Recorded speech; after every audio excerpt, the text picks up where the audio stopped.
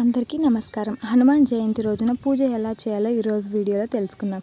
చైత్ర శుద్ధ పౌర్ణమి నాడు జరుపుకునే హనుమాన్ జయంతి రోజున జిల్లేడు ఒత్తులు, నువ్వుల నూనెతో ఆంజనేయ స్వామికి దీపం వెలిగిస్తే అధైశ్వర్యాలు చేకూరుతాయి.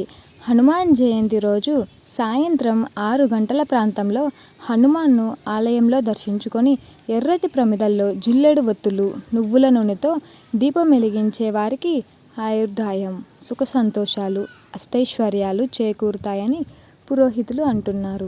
ఇంకా హనుమంతుని ఆలయాల్లో ఆకుపూజ చేయించడం, హనుమాన్ కళ్యాణం జరిపే వారికి ఈతి బాధలు తొలగిపోతాయని విశ్వాసం. అలాగే గృహంలో పూజ చేసే భక్తులు పూజా మందిరమును శుభ్రం చేసుకొని పసుపు, కుంకుమలు, పుష్పాలతో అలంకరించుకోవాలి.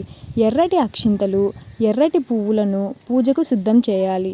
పూజకు పంచముఖ ఆంజనేయ ప్రతిమను లేదా ఫోటోను ఎర్రటి సింధూరం, ఎర్రటి పువ్వులతో అలంకరించుకోవాలి. నైవేద్యానికి బూరెలు, అప్పాలు, దానిమ్మ పండ్లు సమర్పించుకోవచ్చు. పూజా సమయంలో హనుమాన్ చాలీసా, ఆంజనేయ సహస్రము, హనుమచ్చరిత వంటి స్తోత్రాలతో మారుతిని స్తుతించుకోవాలి. లేదా ఓం ఆంజనేయ నమః అనే మంత్రాన్ని 108 సార్లు జపించి 5 జిల్లేడు ఒత్తులను నువ్వుల నూనెతో తడిపిన పంచహారతిని స్వామివారికి అర్పించాలి. పూజ పూర్తయిన తర్వాత ఆంజనేయ ఆలయాలను సందర్శించుకోవడం మంచిది. ఇంకా అరగొండ, పొన్నూరు, కసాపురం, గండి క్షేత్రం వంటి పుణ్యక్షేత్రాలను దర్శించుకునే వారికి కోటి జన్మల పుణ్యఫలం సిద్ధిస్తుందని విశ్వాసం.